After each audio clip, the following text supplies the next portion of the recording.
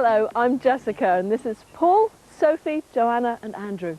And we're out having a walk in the countryside looking for clues which will tell us which season this is.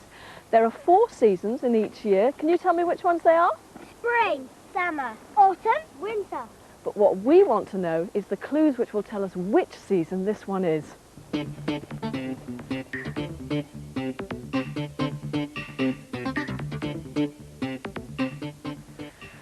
Now, has anybody spotted any signs yet? Any clues? Daffodils? Ah, wild daffodils. Look at those. How are those different from the ones you might see in your garden? They're smaller and the other ones are taller and they're a bit brighter and they're a bit pink. That's right. These are quite pale yellow, aren't they? And they're smaller, so they're very robust in the wind. This is the bit that's above the ground. Do you know what's underneath the ground? Bulb. A bulb. And what does the bulb do? Help it grow. It does help it grow, doesn't it? Because the plant stores all its energy under the ground in that bulb. Paul, what about these? What do you think these are? Wood anemones. Wood anemones. Tiny, delicate little flower.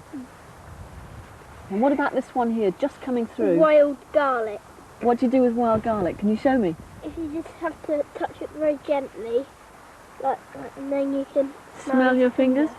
Oh, it's very strong garlic, isn't it? It smells almost like onions. Yeah. Right, should we go and see if we can find some more clues?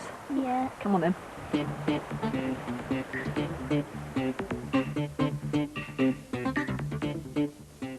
Now, what have Sophie and Andrew found here? What's this? Catkins. These are catkins, aren't they? Do you know what catkins are? They are sort of like flowers, but they're flowers. That's right. They look just like lamb's tails, don't they? Waving in the wind, but they are the tree's flowers. And what else can we look for on this tree? Ah, Buds. that's just it, isn't it? We've got a bare branch, but look at all these buds. What are they going to be? Leaves. They're going to be the leaves, aren't they? When they swell, and then they'll burst open and we'll have lovely green leaves in a week or so. And you must have guessed which season it is by now. You lot know, don't you? You're going to tell me which season is it? Spring! That's right, it's spring. And spring is the season when many of these plants will be waking up and beginning to grow again after the winter. It's also the time of the year when many hibernating animals begin to wake up after a long winter's sleep. This dormouse has been hibernating through the winter. Dormice don't wake up for several months, so they have to eat plenty of food and become rather fat before they start their long sleep.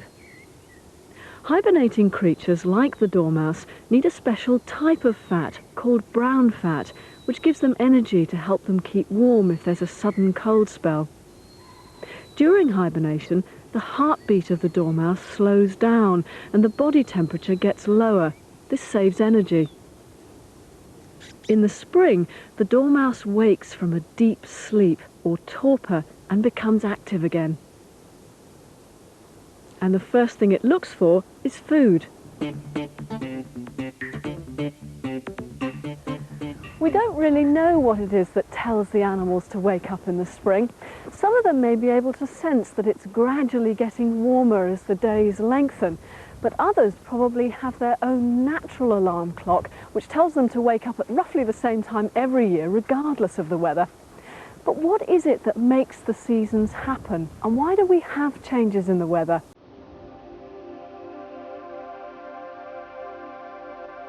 We live on the planet Earth, which is turning slowly all the time.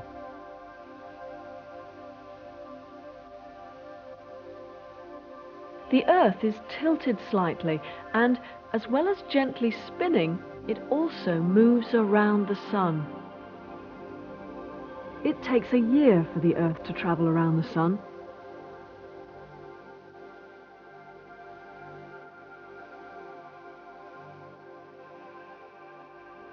We live on the northern part of the Earth, and when that part is tilted away from the hot rays of the sun, it's cold and it's winter.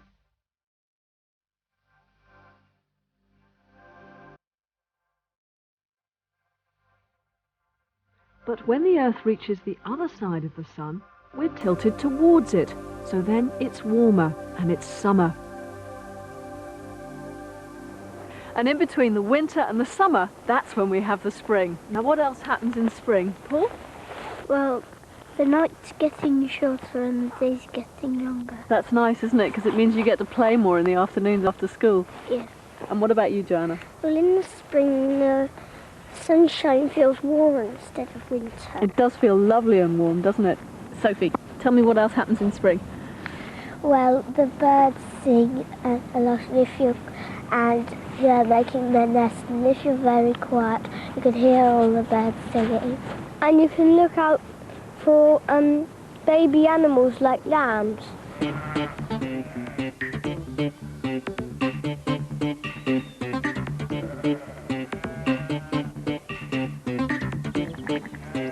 All of these lambs were born just 2 or 3 days ago, and you can see that each one of them has got a number written on the side of it. This one's number 17. That'll come off in a few days' time, and somewhere in this pen there'll be his mother, the ewe, and she's got number 17 written on her too, so that the farmer can tell which lambs belong to which ewes. In total on the farm there are 1,400 of the ewes, and so far this year they've had 1,300 lambs, but we're hoping there are a lot more to come, and that's what we've come here to see today. This ewe's already had 2 lambs, and we're just waiting for the 3rd one to arrive.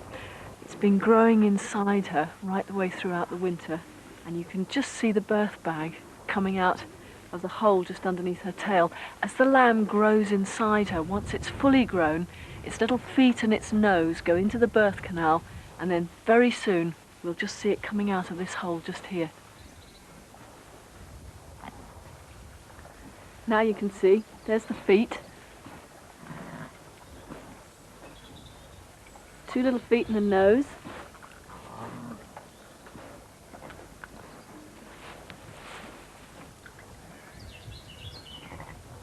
Keep watching, it does take a bit of time.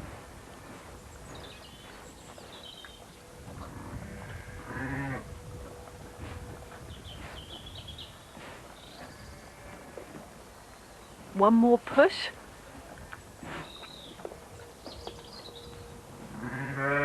And here comes its head and legs.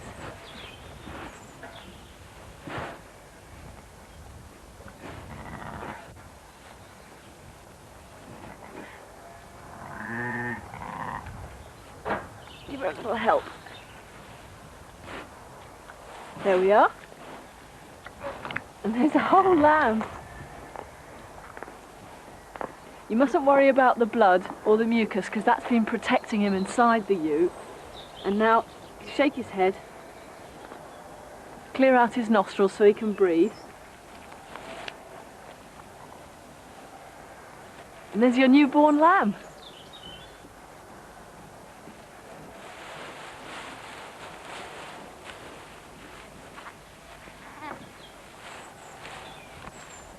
She's done a lot of hard work, so I think we'll just take him round to the front end, save her getting up.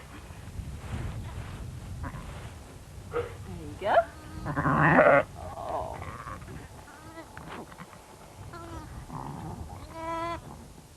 So that's it, it's all finished now. She's had beautiful triplets. This one's all still wet from the fluid that was inside the bag. The ewe's fine. All that remains now is for us to leave her in peace. She can clean this one off and get to work feeding them all.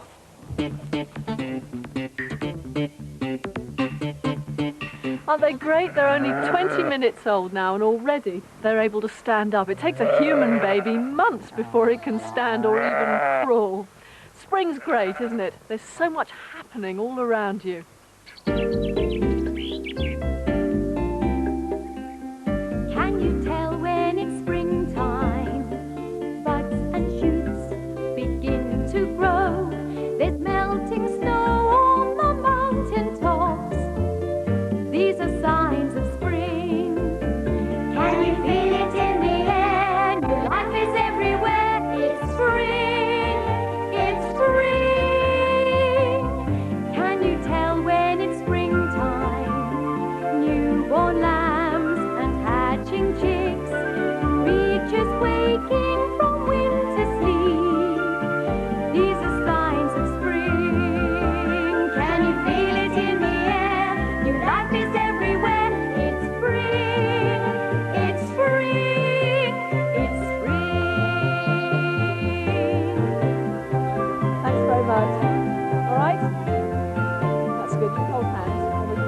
road. Okay? You might be surprised, but you can also look for signs of spring right here in the heart of London. Ibrahim and Hannah and I have just bought this super bunch of daffodils. They're quite different from the ones we saw in the woodland earlier. They're bigger and they're much brighter yellow. That's because they're grown, especially in the countryside, to be brought here into the city and sold. But we're going to look for some more signs of spring, aren't we? Just around here in the pavements. Let's see what we can find over here. Hey, look, there's a nice green patch. There is a good green patch, isn't there? Look, we've got lots of new leaves. Isn't that good? Lots of them. And not just on the trees. If you look down at ground level, what's there? You can see seeds. Seeds starting to grow, that's right. Ah, now look. There are even signs of spring right around your own school playground. Do you know what that is? Yes, No? clematis. That's right, those are clematis flowers. They look just like blossom, don't they? Shall we go and see what the other children are doing in the classroom? Yeah.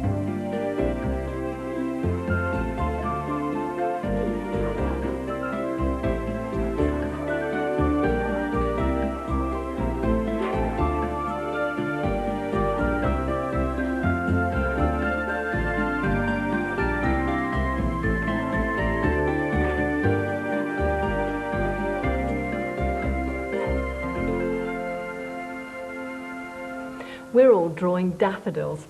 If you look at a daffodil closely, you'll see it's got lots of different parts. Do you know which bit this is? Which is the long green bit? Stem. That's the stem, and then this is the flower at the top. And what are these, the back? Petals.